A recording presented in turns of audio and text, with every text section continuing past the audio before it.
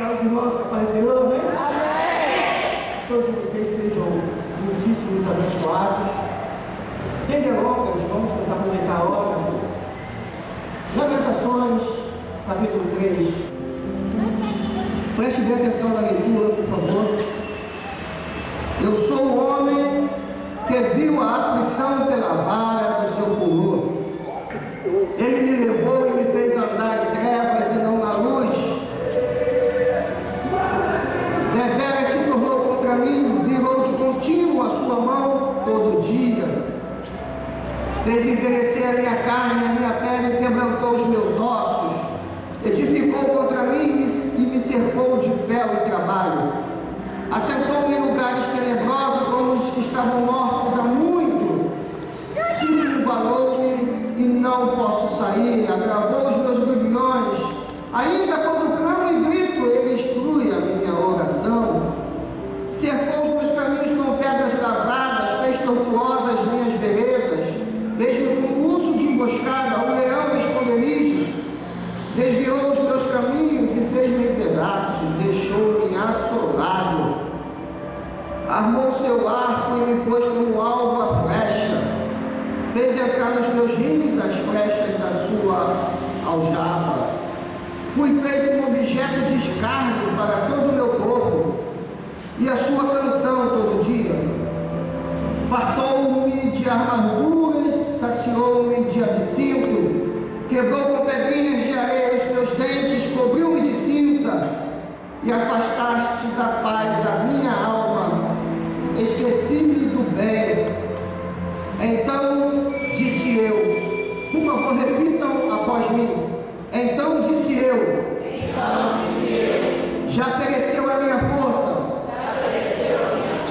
como também a minha esperança no Senhor. Já perdi as minhas forças e as minhas esperanças. Já perdi as minhas forças e as minhas esperanças. Senhor, Tu és o poder de salvar.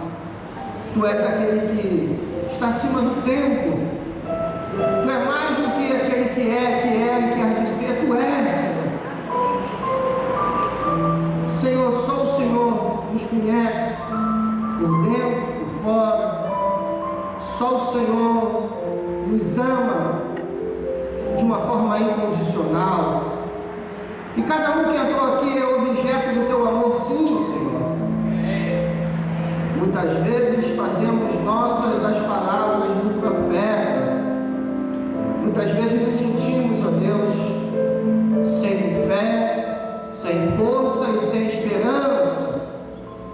Mas é nessa hora que o Senhor se revela. É nessa hora que o Senhor mostra a diferença. E por isso a Tua igreja vai vencendo as gerações e gerações, glorificando o Seu nome, Senhor. Pai querido, eu peço que o Senhor se revele hoje aos nossos corações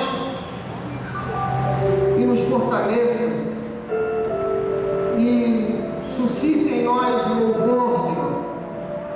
E que nessa noite de festa seja uma noite de restauração, de renovação, seja uma noite, ó Deus, de milagres e até mesmo, ó Deus, de ressurreições, ó Deus. Tenha misericórdia de nossas vidas e use esse momento para fazer o que o Senhor mais gosta, que é um milagre em nossas vidas. Amém, Senhor. Eu tive a oportunidade de fazer uma introdução dessa mensagem por esses dias aqui na igreja. Eu gostaria que você me ouvisse com o maior carinho possível. Desejo muito que vocês sejam abençoados. O profeta Jeremias viveu numa época bastante difícil. Teve um chamado. E esse chamado foi um chamado para a vida, e para lidar com a vida e com as pessoas da vida. E diferente do que os profetas atuais andam pregando, Jeremias experimentou contradições das mais diversas. O tempo não permite a gente debulhar. Mas Jeremias O profeta que ouviu de Deus: eu velo pela minha palavra para fazer cumprir. E Jeremias, segundo as nossas interpretações momentâneas, não foi um profeta bem sucedido, porque a gente pensa que o profeta bem sucedido é aquele que vai pegar e vai haver a conversão. Jeremias não. Jeremias pregou e experimentou na pele a corrupção do poder político. Jeremias pregou e experimentou na pele a corrupção do poder religioso. E ele viu a sua nação toda distorcida e corrompida. E ele viu profetas associados ao poder político e pregando e profetizando aquilo que os homens queriam ouvir. E esses, então, agradáveis aos poderosos, eram considerados profetas. E Jeremias foi parar no fundo do poço. E Jeremias teve que experimentar uma frustração emocional por conta do seu ministério. Jeremias foi um homem de dores. Eu não precisarei ficar aqui relatando passo a passo. Qualquer locadora tem filme de Jeremias. Você tem uma Bíblia e você vai ver quão triste é a trajetória desse grande profeta. Mas as palavras de Jeremias é uma tentativa de traduzir o que estava no coração dele. O sentimento que estava em Jeremias, só o profeta de verdade é capaz de admitir: eu oro muito, eu dobrei as minhas orações, mas parece que as minhas orações o Senhor exclui. O profeta hoje não tem coragem de admitir esse tipo de sentimento, porque eu sou profeta, meu irmão, você tem que ficar debaixo da minha autoridade. Jeremias diz: o Senhor parece que me colocou como um urso de emboscada. Parece que esticou o arco, me botou como alvo das suas flechas. Tem noção? Para pensar nessa afirmação. Se fosse hoje, ele dizer: o Senhor me tirou para tirar o pato. Toda hora me dá um tiro, me dá uma pancada, faz eu tomar uma batida. Mas esse profeta, nos dias atuais, seria qualquer coisa menos profeta, concorda? Quem vai seguir um derrotado ministerialmente? Quem vai seguir um homem feio, de dores, choroso, chorão? Só tem palavras de lamentações, só tem avisos da ira, só tem palavras de dores. Eu quero ouvir alguma coisa motivacional, eu quero entrar e sair para cima. E Jeremias faz esse descarrego que só uma alma sincera é capaz de fazer, e lamenta de forma mais pesada possível. Eu me sinto sozinho, Deus não quer nada comigo, estica o seu arco e atira em mim, me faz de urso de emboscada, leão, esconderijo. Mas Jeremias, ele vai fazendo esse descarrego, de botando para fora toda a sua interpretação, os seus sentimentos, até ele dizer que ele já não sabe o que é o bem, o que é bom. A paz já foi tirada dele há tempo, ele não sabe mais o gosto da paz. Tem alguém assim? Tem alguém que pode fazer suas as palavras de Jeremias? Eu já não sei o gosto da paz, da alegria, do sorriso de dentro. Eu oro e a minha ideia é de que Deus está vendo, ouvindo, mas não considerando. Ele exclui a minha oração. Parece que tudo funciona para qualquer um menos para mim. Já não tenho mais esperança em Deus. Eu já não tenho mais fé em Deus. Foi essas as palavras de Jeremias, sim ou não? A gente repetiu: eu já não tenho forças em Deus. Eu já não tenho esperança em Deus. Olha para mim, por favor. Repita após mim: eu já não tenho forças e esperanças em Deus. Foi o texto que a gente viu. O que eu estou querendo dizer com isso? Eu estou querendo dizer que as dificuldades estão aí, assolando qualquer um. As religiões, os ajuntamentos, dos grupos.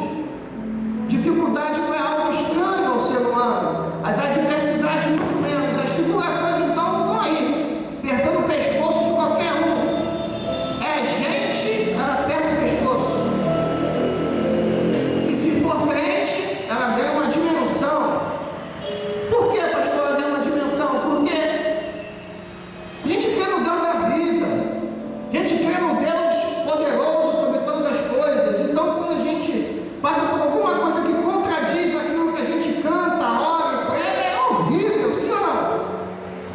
Sim ou não, gente? A gente passar por alguma situação que contradiz aquilo que cremos, é um Deus que instrui as nossas orações, só pode ser isso. É um Deus que está com o arco apontado para nós, só pode ser isso. Ele está com as mãos estendidas, mas fechadas, dando morta, só pode ser isso.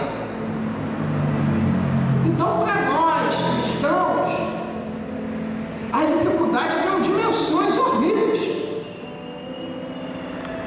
Mas a primeira coisa que você tem que entender, então, é que todos passam por dificuldade.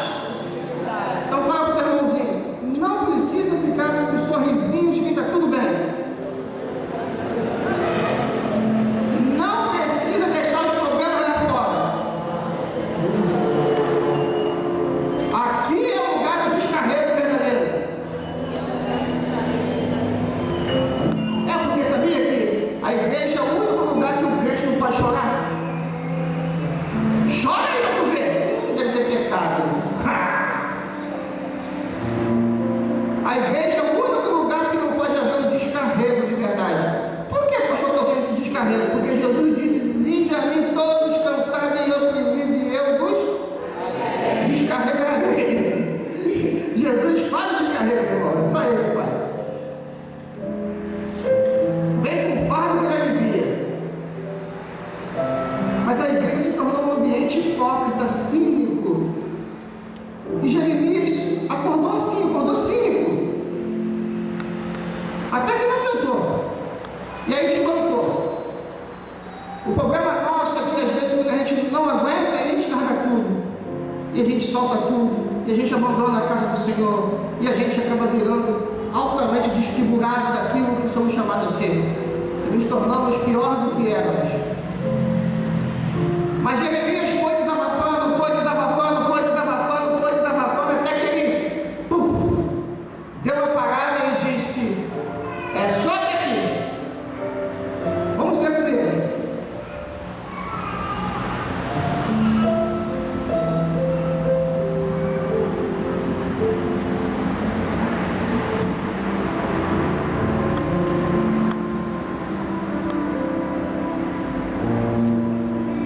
Vamos ler o versículo 17, capítulo 3, versículo 17. A continuação do desabafo. E afastaste da paz a minha alma, esqueci-me do bem. Então disse eu: já pereceu a minha força, como também a minha esperança no Senhor. Quando chega aí, gente, ele mete o pé no freio, mete o pé na língua, e parece que dá um surto de lucidez em Jeremias. E ele diz assim: lembra-te da minha aflição e do meu pranto, do absinto do fel. Minha alma certamente se lembra e se abate dentro de mim. Aí começa Jeremias: disto me recordarei no meu coração, por isso tenho esperança.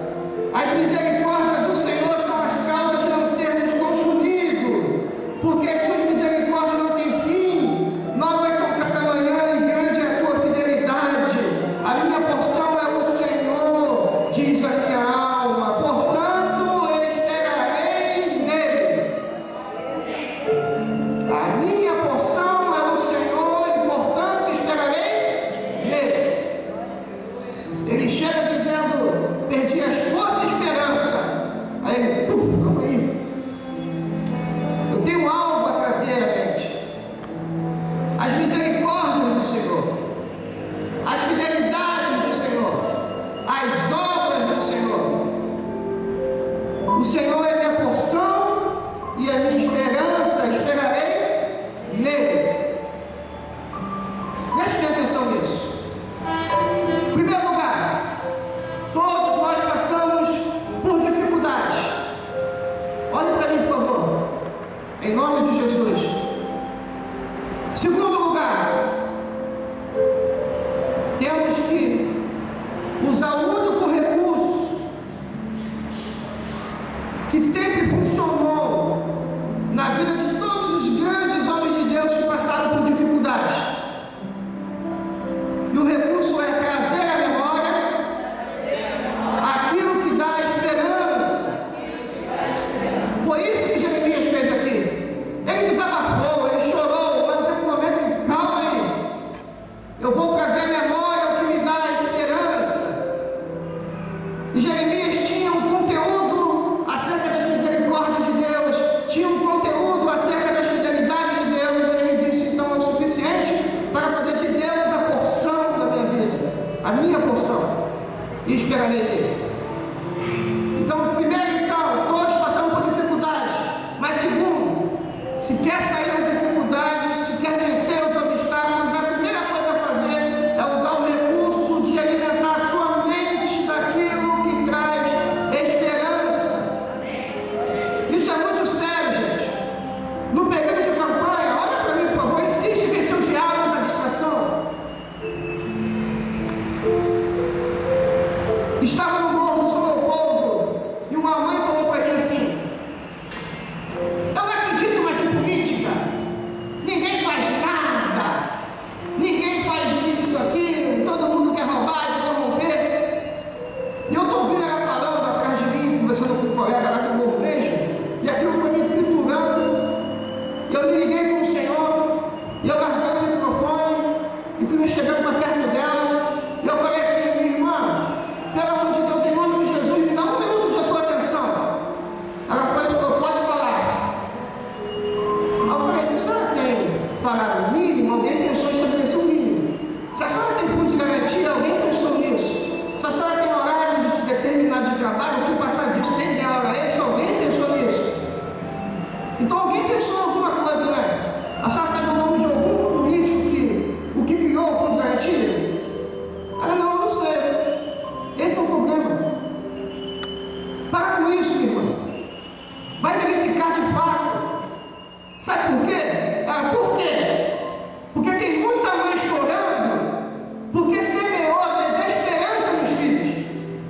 Fala mal de pastor, fala mal da igreja, fala mal de político, fala mal da vida, fala mal de tudo, fala mal de todo mundo.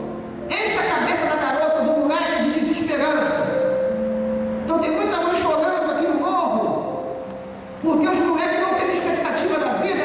Tudo é isso aí mesmo. Cai na bagunça, meu irmão.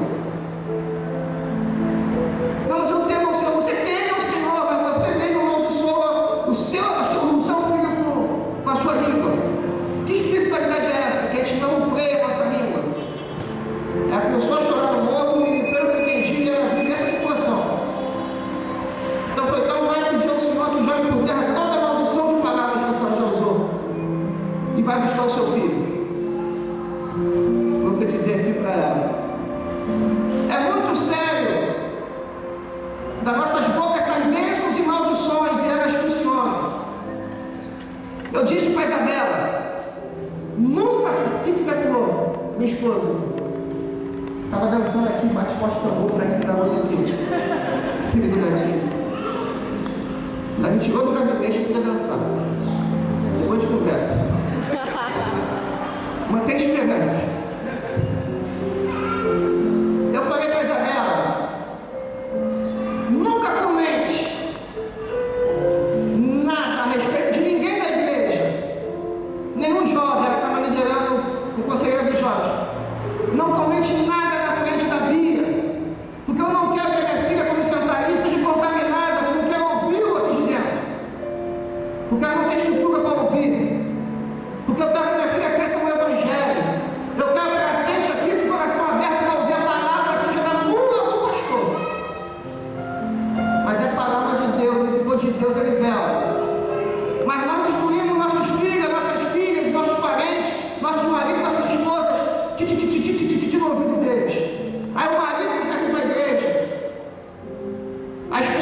para a igreja. O filho vira na cara da mãe, mãe, eu quero ir para a escola dominical, não quero ir para a igreja, porque ouviu de adultos. São tão espirituais e são amaldiçoadores de vida. Isso é muito sério que eu estou falando. Aí pode amarrar com magia, pode amarrar o demônio que for.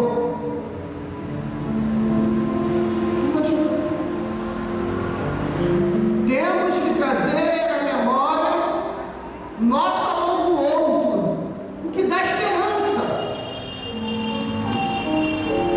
Só pode ter uma fonte dentro da gente. Jesus fez isso o tempo todo. Pega o contexto da ceia, por exemplo. Ali em João capítulo 13, 14, 15, 16, por exemplo, então, que é o fechamento, né? Vou dar um exemplo, não. Jesus, depois de se humilhar, lavar os pés dos discípulos, ele vai dizendo que vai ser pego, que vai ser morto, que vai ser perseguido, mas também ele diz que os discípulos também serão perseguidos, sofrerão aflições, e nesse contexto todo de ser julgado, preso, condenado pelo mundo, Jesus fala assim, mas quando ele vier, o Espírito Santo convencerá o mundo do pecado, da justiça e do juízo. Do pecado porque não crê em mim, da justiça porque vou para o Pai, e do juízo porque o príncipe desse mundo está julgado. O que eu entendo com isso de uma maneira muito rápida? Enquanto Jesus está olhando para a vida, ele vê contradições, ele vê maldade, ele entende que vai ser preso, julgado injustamente, condenado, morto, humilhado, e que os discípulos também não estão escape disso. Mas ele está olhando, sabe para onde? É para o alto. E o que ele está dizendo é que enquanto está se abrindo um processo contra ele ali, porque no momento em que Jesus, olha para mim, no momento em que Jesus estava falando isso, estava se abrindo um processo contra ele, estavam armando contra ele. O que ele está dizendo é que enquanto está se armando um processo contra ele, Deus está abrindo um processo no céu. Meu irmão, enquanto está se abrindo um processo contra você, está sendo aberto um processo contra a pessoa que está te invadiando, te maldando, te injuriando, te caluniando. Assim diz o Senhor essa noite para a tua vida. Não temos, não temos os processos que o ser humano ou o diabo levante contra você. Deus, através do Espírito Santo, fará a justiça, o juízo. É isso. Aí Jesus consegue bancar, porque ele está olhando para o alto. Apóstolo Paulo, em 2 Timóteo, capítulo 4. Timóteo, vem para cá. Fulano me abandonou, Ciclano me abandonou, Ciclano preferiu o presente mundo, Beltrano está debilitado, outro eu deixei doente. Traz Marcos, traz Lucas. Apóstolo Paulo olhando no imanente, ele só vê abandono. Fiquei sozinho agora na hora do juízo, ninguém me acompanhou, todos me abandonaram, os amigos de fé, os amigos de caminhada, ninguém ficou junto. Eu já sou um apóstolo velho, combati o bom combate. Vem para cá, Timóteo. Pode ler o capítulo 4 do 2 Timóteo. Enquanto ele está olhando para a vida, o imanente, ele só vê abandono, os amigos dando as costas, escolhendo o mundo, escolhendo qualquer outra coisa, cada um andando segundo os seus interesses. Mas ele, ao convidar Timóteo, ele diz que ninguém ficou com ele no momento do juízo,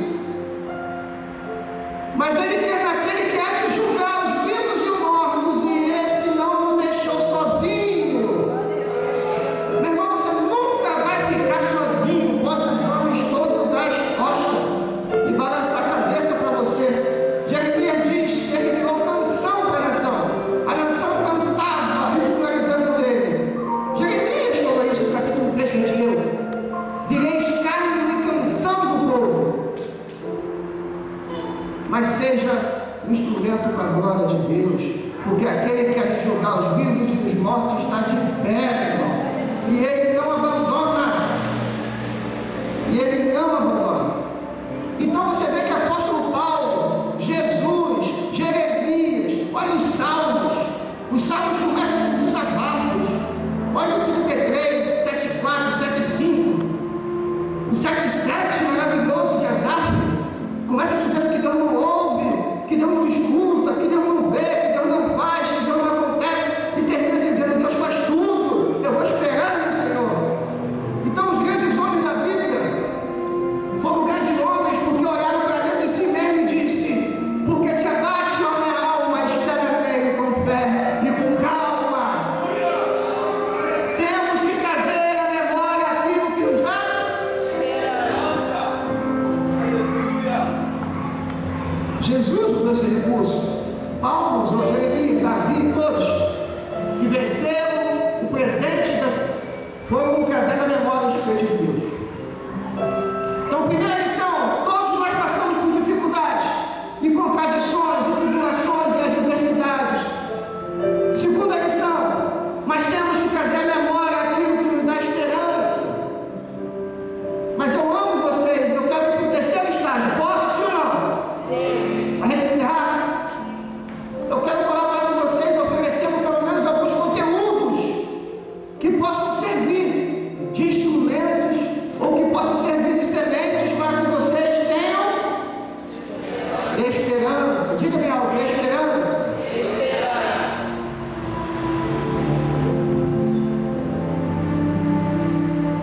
Paulo disse: a nada eu quis saber a não ser o Cristo crucificado. Vou deixar essa por último, essa eu gosto. Vamos pensar um pouco em escatologia aqui. O que é escatologia na escola dominical? O que é escatologia? Estudo das últimas coisas, tá bom. Quando nós pensamos em estudo das últimas coisas, nós pensamos nas últimas coisas, pensamos no fim, pensamos nos eventos finais. Não é isso, mais ou menos? Não estou muito fora não, né? O problema é que a nossa teologia criou uma dicotomia que nos separou, criando uma ideia de espiritual e material, que eu particularmente tenho dificuldade de dicotomizar. Eu não aceito muito essa separação. E também respeito quem aceite, tá? Ninguém vai perder a salvação porque não concorda comigo, não. O problema é que, por exemplo, alguns eventos que nós consideramos escatológicos, finais e tal, por exemplo, a volta de Jesus, diga a volta de Jesus, o juízo final, a consumação do reino,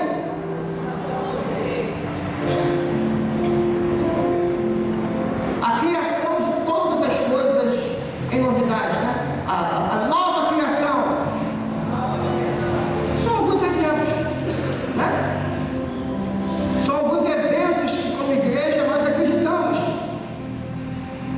Deveríamos acreditar, ainda que talvez divergindo as interpretações, mas esses eventos, como igreja, nós acreditamos. Acreditamos na volta de Jesus, sim ou não? Acreditamos em juízo final, sim ou não? Acreditamos na ressurreição dos corpos dos mortos, sim ou não? Acreditamos na consumação do reino, sim ou não? Acreditamos na nova criação, eis que faço nova todas as coisas. Ponto. Mas não acreditamos ao ponto disso interferir na nossa vida. Preste atenção. Não acreditamos ao ponto disso interferir na nossa vida.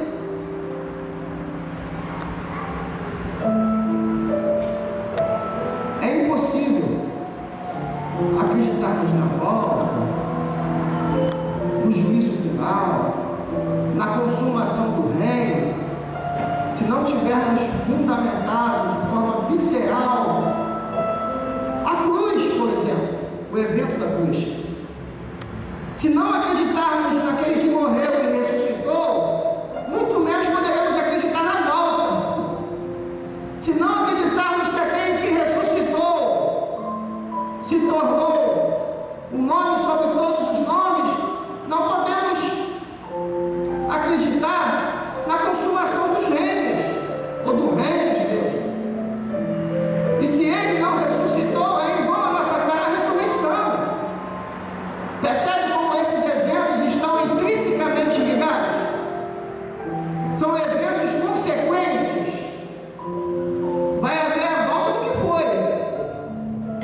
São eventos consequências. Não são eventos que estão fora da história e em um momento vai romper e vai vazar a história. Nós estamos a caminho, nós estamos no processo, nós estamos no desenrolo desses eventos. A igreja perdeu isso. A ideia agora é juntar primeiro o tesouro da terra. A ideia agora é: eu sou abençoado, ganhei o segundo carro. A ideia agora é: eu tenho que dar o dízimo para Deus aumentar a minha renda. A ideia agora é totalmente o avesso de quem está caminhando no processo e na espera de todos esses eventos vir à tona. A ideia que se dá é que isso vai acontecer assim do nada. Não está havendo uma desenvoltura. Nós estamos no Atos dos Apóstolos. E a igreja ainda está nos atos proféticos. É xixi para cá, é cabelo para lá, é qualquer coisa, menos o evangelho. E eu até peço perdão aos profetas, porque isso não são atos proféticos. Os atos proféticos são os atos a semelhança de Jeremias, denunciar o pecado da nação e tal. Ninguém está demarcando. Então preste bem atenção. Nada está acontecendo por acaso na vida. Nós temos que ter discernimento para entender o presente real. Em que momento da história estamos? Jesus não vai vir como surpresa. Ele disse que N sinais aconteceriam. E a igreja está alienada. E por isso a igreja não consegue e facilmente perde as forças e a esperança. Por isso facilmente muitos crentes perdem a força e a esperança, porque estão desconectados, não estão trazendo na mente aquilo que dá esperança. Está dando para entender? Eu estou complicando a coisa. Isso é muito sério, gente. Segundo conteúdo que eu gostaria que vocês trouxessem à memória, já que esses eventos estão intrinsecamente ligados ao evento da cruz, vamos pensar um pouco na mensagem da cruz, porque a gente canta, mas não vive.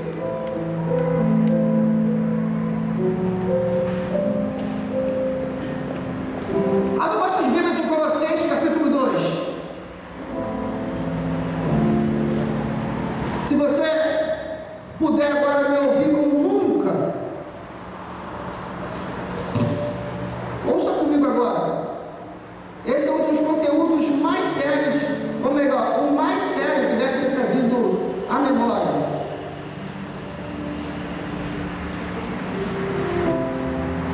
Colossenses capítulo 2. Vamos ver rapidamente.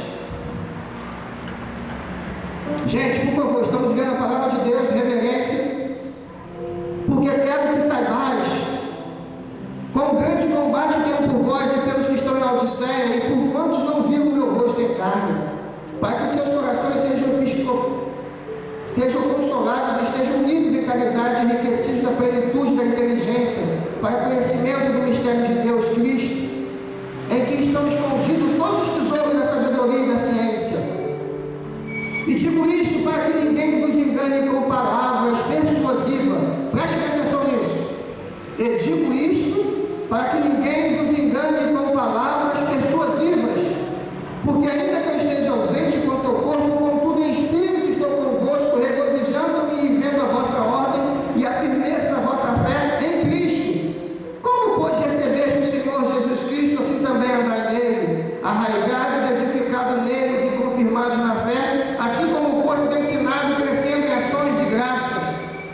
Tende atenção, para que ninguém vos faça presa sua por meio de filosofias e vãs sutilezas, segundo a tradição dos homens, segundo os rudimentos do mundo e não segundo Cristo, porque nele habita corporalmente toda a plenitude da divindade, e estás perfeito nele, diga, estás perfeito nele, que é a cabeça de todo o principado e potestade. Amém. No qual também está circuncidado com a circuncisão não feita por mão, no despojo do corpo da carne, a circuncisão de Cristo, sepultados, olha só isso, sepultados com ele no batismo, nele também ressuscitaste, pela fé no poder de Deus que o ressuscitou dos mortos.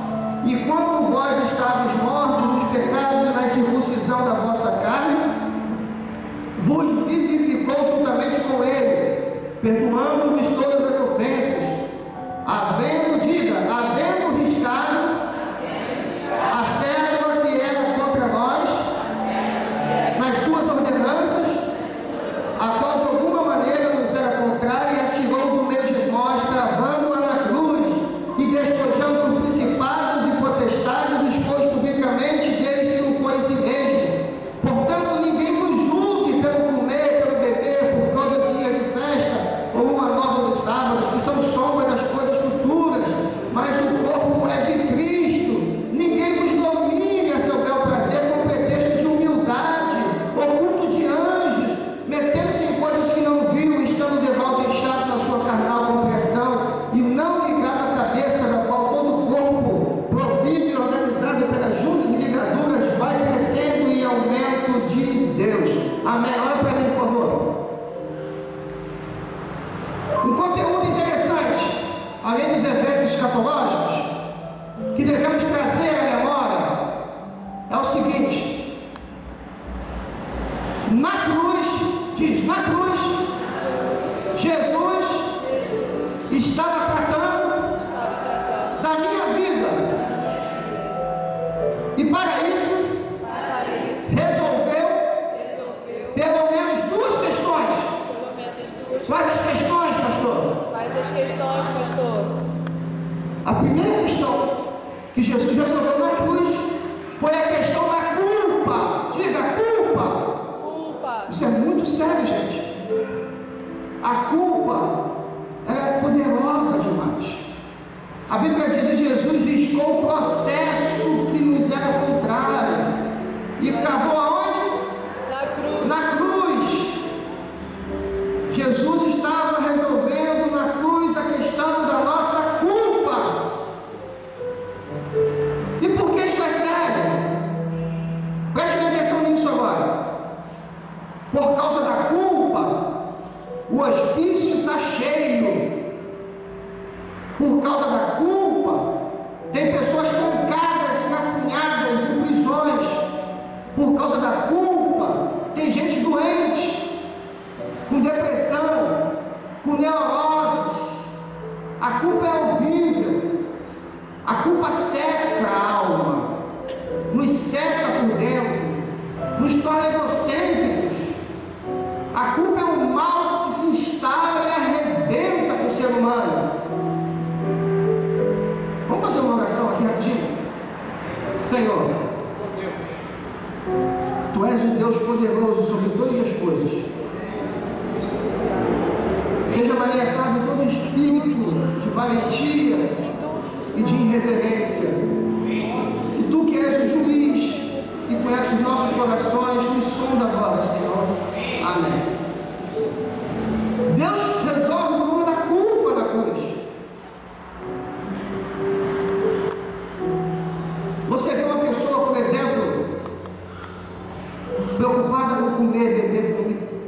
Paulo fala isso, para que ninguém vos domine, para que ninguém vos julgue, para que ninguém vos escravize. Jesus riscou o processo que era contra nós.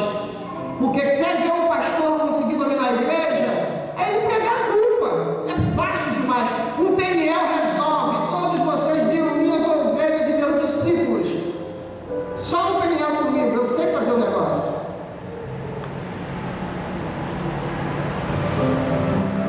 A culpa faz você se tornar refém de pastores ou de líderes, de mentores.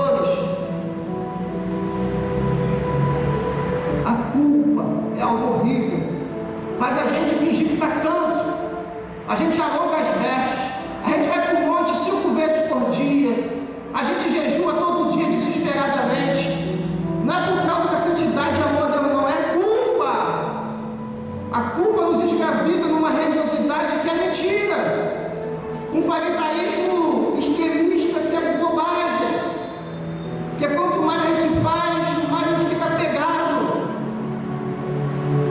Só uma coisa nos liberta da culpa: a consciência de que já foi pago. Deus estava em Cristo, reconciliando consigo o mundo, não imputando aos homens as suas faltas, meu irmão. Não tem jeito. Só o sangue, nada além do sangue, como diz o Fernandinho, é que nos redime. Tu acha que eu estou pregando aqui por alguma virtude minha? Tu acha que eu estou pregando aqui porque eu tenho moral? Tu acha que eu estou pregando aqui porque eu sou alguma coisa? Eu sou uma coisa, um instrumento na mão de Deus, é só isso. E eu só sou instrumento porque houve redenção, houve o sangue. Isso é muito sério, o que eu estou dizendo para vocês. A segunda coisa que Jesus resolveu na cruz, e que vocês devem trazer à memória, além da culpa, é o problema com o diabo. É outra coisa que arrebenta o crente. Sabe o que a igreja canta? Eu fui no terreno do inimigo.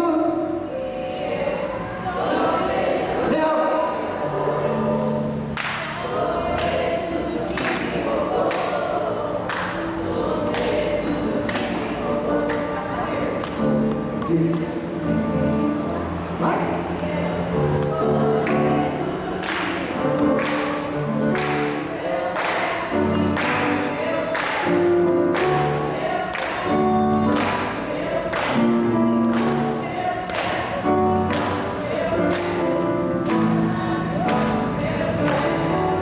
Esse é o problema da igreja.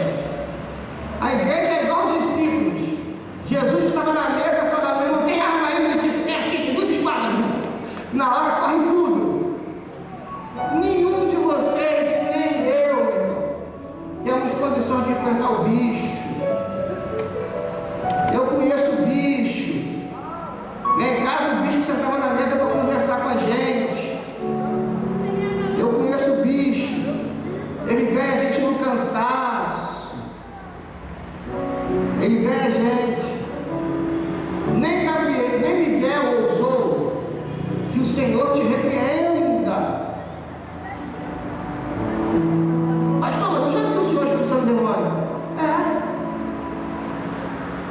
Mas só há uma coisa, irmão, que ao invés de eu cantar que o diabo está debaixo do meu pé, ao invés de eu dizer eu fui no terreno do inimigo e marquei, e não sei o que, não sei o que, não sei o que, eu creio naquele que subiu e é o mesmo que desceu e levou cativo o cativeiro. É em nome de Jesus que eu faço as coisas. É em nome de Ele, sim. Desceu e levou cativo o cativeiro e o diabo está debaixo do pé dele. Ele venceu principados e potestades e o expôs publicamente. A gente viu aqui em Colossenses. Jesus tratou da questão do demônio. Não é virtude humana, é virtude do Filho do Homem sobre nós. É a autoridade do nome de Jesus sobre nós. Não há glória nenhuma em homem algum, a não ser se for dele na gente. E não pela gente, pelo povo. Jesus ainda é o nome sobre todo nome. E ele tratou da questão dos principados e potestades, meu irmão. Pastor, por que está dizendo isso? Estou dizendo isso porque tem muita gente aqui enterrando o ministério por causa da culpa. E a minha Bíblia diz que a árvore que dá fruto, ele limpa para que dê mais fruto.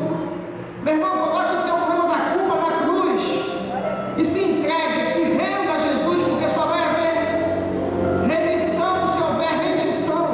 Se renda a Jesus e comece a servir a Jesus. Pastor, mas o diabo também Jesus tratou. Seja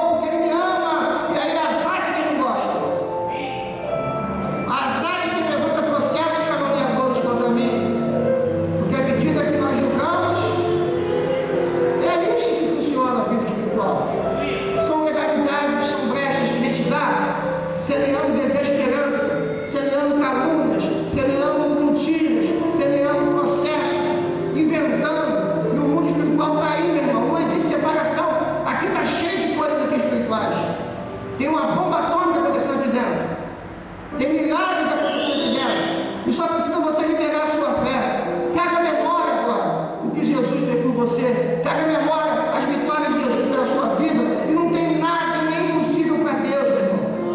Qual é o problema que tem que junto ao sucesso? É a culpa? Se levante em nome de Jesus. Qual é o problema? Maldição é demônio? Creia no que Cristo já fez e o mal está derrotado. Se você não partir para a Bíblia, você vai perder. É melhor ser frouxo e gozar da vitória de Jesus. Eu creio em Jesus, eu não creio em mim. Eu não creio na minha fé. Eu creio nele. Que a minha fé hoje está lá alto, lá embaixo, outro dia está lá embaixo.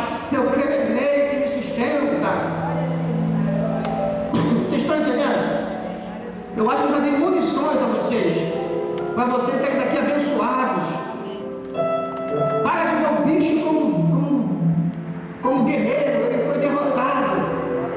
Para de ver o pecado como problema, já foi vencido na cruz. Então você não tem que lutar contra o pecado, você tem que morrer com o pecado, porque morto nele é que vencemos. Você não tem que lutar com o diabo, você tem que invocar a vitória de Cristo na sua vida. Essa guerra não é sua.